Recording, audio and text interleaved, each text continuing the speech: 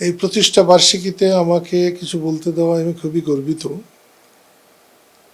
বাংলাদেশে এক সময় ছিল মানবের কণ্ঠ হচ্ছে সংবাদপত্র, সাধারণ মানুষের কণ্ঠ হচ্ছে সংবাদপত্র। কিন্তু কেন যেন ধীরে ধীরে এখন আর সংবাদপত্র সেই মানুষের কণ্ঠ থাকতে পারছে না। এখন সেটা কেমন যেন কোনো কোনো গ্রুপের, কোনো ধনবানের বা অন্য কোনো দলের মুখপাত্র হয়ে দাঁড়িয়েছে।